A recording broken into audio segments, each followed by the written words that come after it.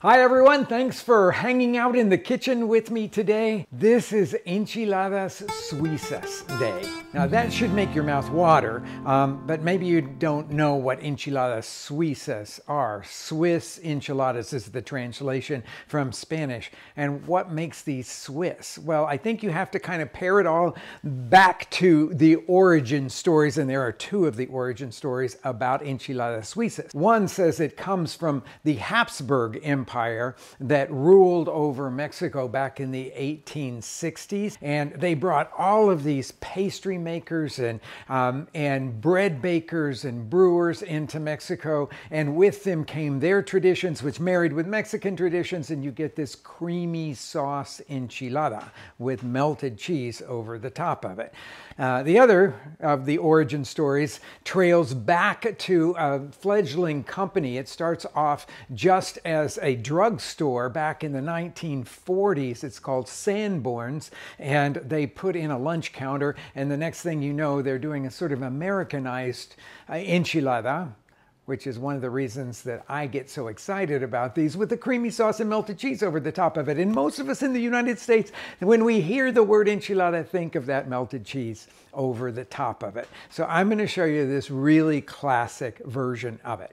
Now, it can be made with a tomato sauce, a creamy tomato sauce, or a creamy tomatillo sauce. Typically, I would go more for the tomatillo sauce, but today I'm going to make it with tomato sauce, and then I've got a tomatillo sauce already made that I'm going to show you what it looks like for that, and then you can make your own decisions. But we're going to make the sauce in a super classic way, which means for me that we're roasting the tomatoes, or if you choose tomatillos, both of them start with the same ingredients, a couple pounds of tomatoes or tomatillos. I like it to be a little spicy, though I've heard the original didn't have any spice in it at all. So I've got 3 serrano chilies. You could have a couple small jalapenos if you want that. And then I'm going to slice up an onion just into kind of 1/2-inch thick slabs here to roast right along with everything else. I've got my broiler heated here. So I'm going to lay these guys out flat. This is dry heat roasting, basically. So we don't have any kind of oil in it at all. And I'm going to slide this under the broiler. I've got the broiler heated, and I've got the rack at the very top, so it gets a lot of intense heat. Typically in Mexico, this would be done on a big griddle, but I find this to be a little more manageable and a little easier for most people to get to the right result with.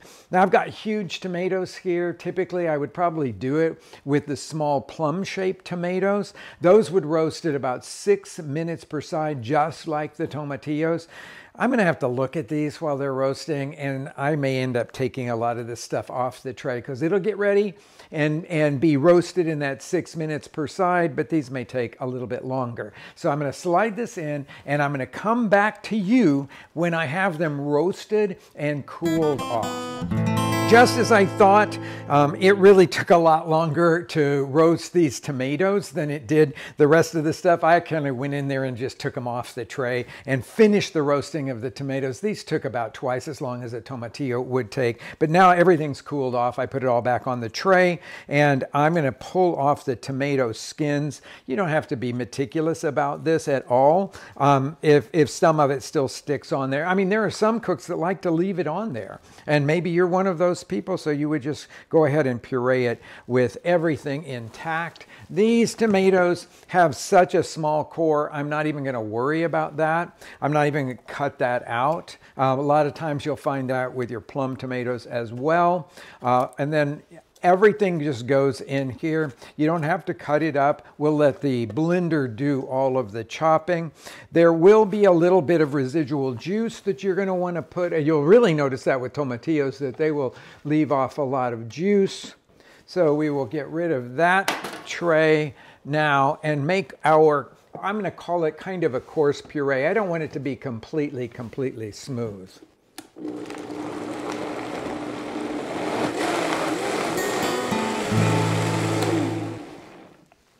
I think this is about the right texture.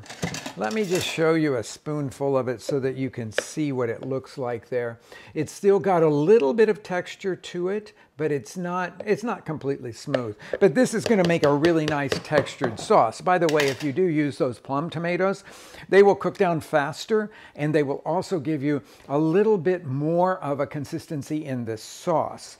So sometimes people like to choose those for sauce making, but these were just the absolute ripest ones I could find. I always go for ripeness over the type of tomato that it is because I'm really given to flavor. So I've got a pan on here. I've been heating it just to warm it up a little bit. Now I've put it over a pretty high fire. I always say medium high for this, and it should be definitely medium high. Some of you will want to work over high heat. I'm going to give it a little bit of olive oil, just enough to coat the bottom of the pan. You could work with vegetable oil here. Those of you that love the real traditional kitchen will probably take a spoonful of high heat rendered pork lard, the kind of brownish stuff, because that would give a lot of flavor to this. Once the pan and the oil are hot enough to get a little sizzle like that going, then you want to add all of this puree at once. It's spattered just a little bit there, but that's the nature of doing this sometimes. And at this point, we are going to cook it quickly, stirring it all the time until we get it really, really reduced. And this is the point at which you might want to actually increase the heat under the pot to high, so that you can stand here and stir it and watch it concentrate, reduce in the quantity that you have here, darken in color, and this is where the magic happens. If you don't do this step, the sauce will be, I would say, 50% of its delicious flavor.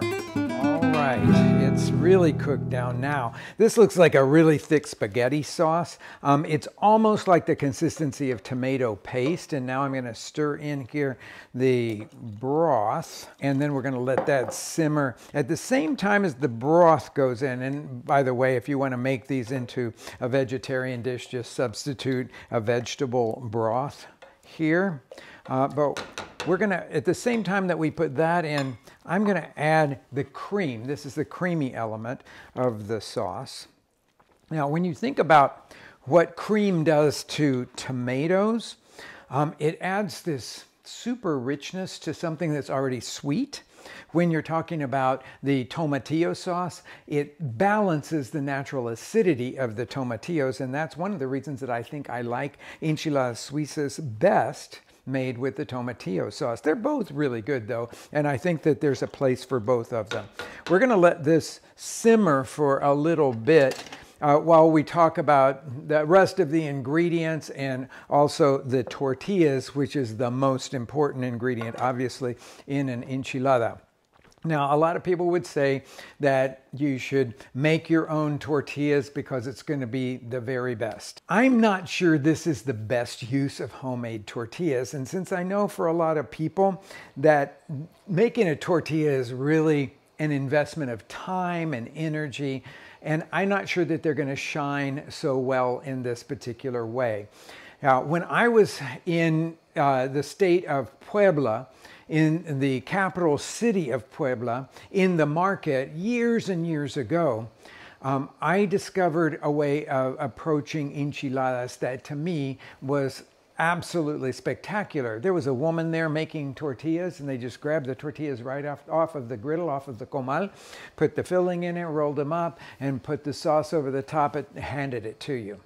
Well, if you're going to do that, if you're going to make your tortillas, that's the approach that you should probably have. But most people will tell you, you need to take tortillas that are already made, perhaps cold, and then soften them by quick frying them in oil. Now, for me, that makes the enchilada a little bit heavy, so I've devised a couple of different ways that you can get the oil on the tortilla, the cold tortilla, and keep them from disintegrating really fast and not make it so heavy, because that oil really helps them to not disintegrate at all. Okay, so let's talk about different kinds of tortillas. When you're looking for a store-bought tortilla, my constant recommendation is that you buy something from a local tortilleria.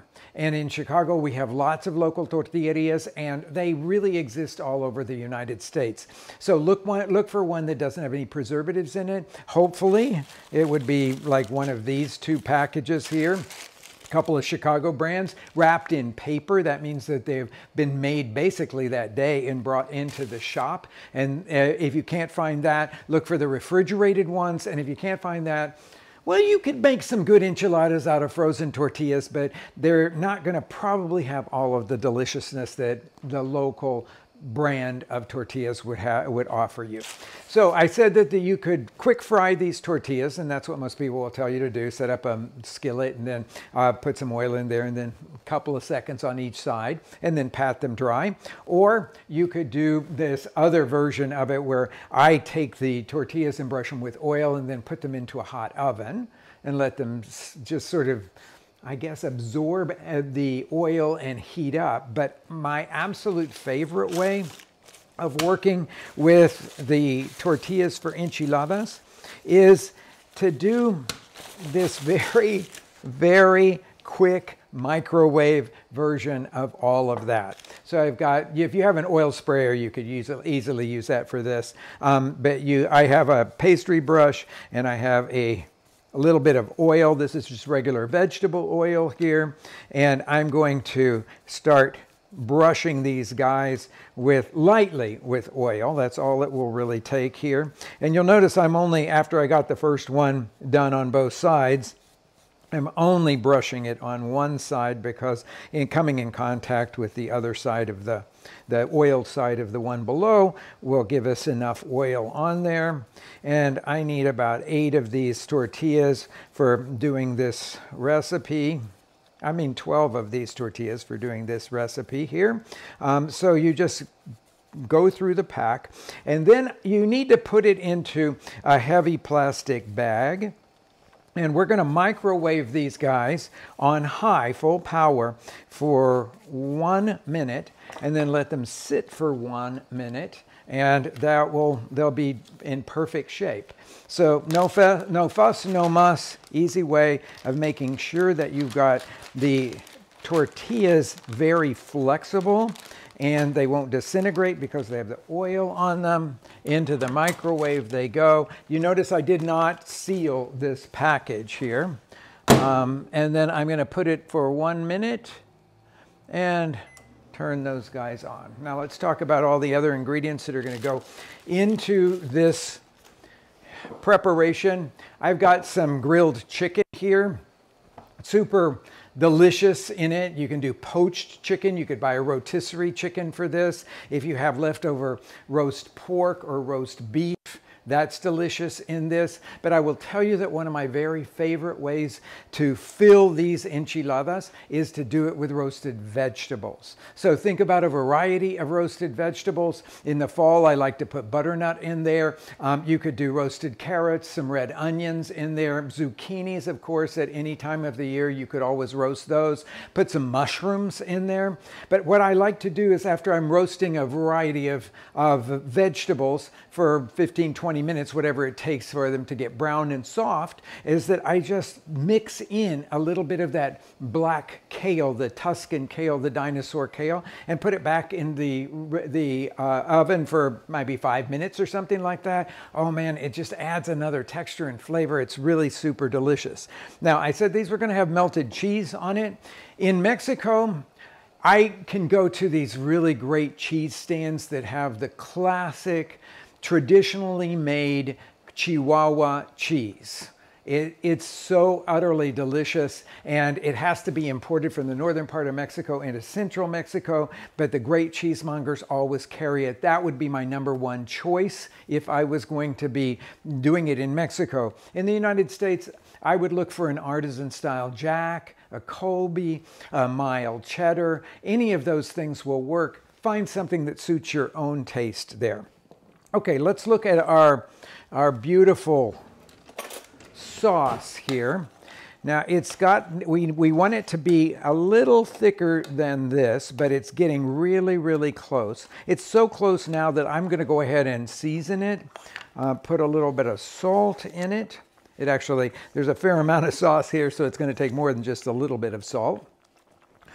This is a place where I will tell you that when you are seasoning this sauce, if you under-season it, it will definitely affect the whole dish because tortillas don't have any salt in them. So you want to make sure that you have given this sauce enough salt. So I'll give it a little taste. There was a little bit of salt in my broth, so I've accommodated for that. Nice and spicy for me. I like that part of it. Okay, so our tortillas now are ready for us.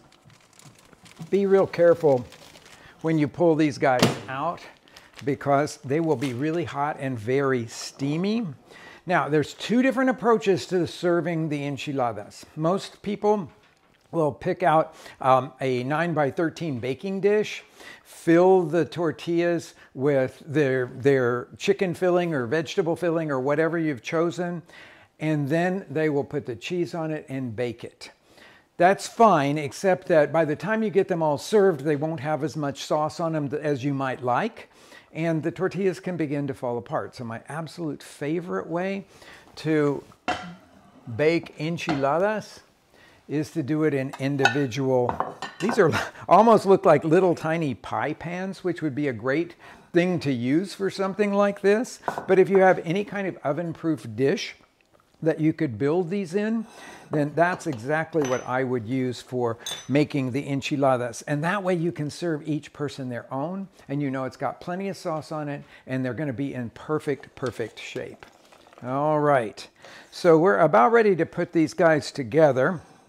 I'm going to take a little bit of this sauce and moisten the filling, the chicken here.